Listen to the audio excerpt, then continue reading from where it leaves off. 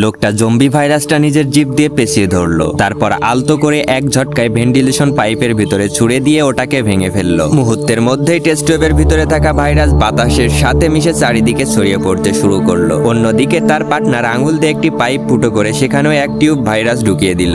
শুধু তাই নয়, যেখানে প্রচন্ড মানুষের ভিড় সেই শপিং মলেও সরাসরি ভাইরাস ছেড়ে দেওয়া হলো। রাস্তায় চলতে থাকা সাধারণ মানুষ সেই বিষাক্ত বাতাস নিঃশ্বাসের সাথে নিতে থাকলো। তখনই শুরু হলো আসল খেলা। কারো মাথা ঘুরতে লাগলো, আবার কারো গায়ের চামড়া পচে খসে পড়তে থাকলো। এরই মাঝে কিছু তৃষ্ণার্ত বাচ্চা ভাইরাস মেশানো কলকাতার পানি খেয়ে নিল।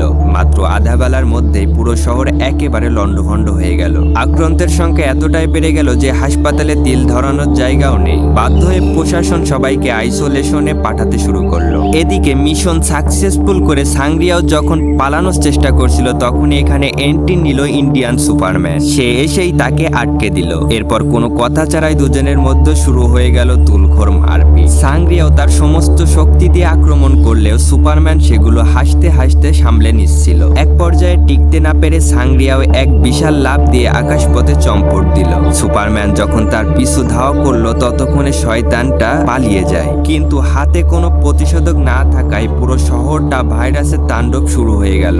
মানুষ এখন ভয়াবহ জম্বি সংকটের মুখে দাঁড়িয়ে। এরপর কি হয়েছিল সেটা জানতে নেক্সট পার্ট লিখে কমেন্ট করো। আর চ্যানেলে নতুন হলে সাবস্ক্রাইব করে ভিডিওটাতে একটা লাইক দিও।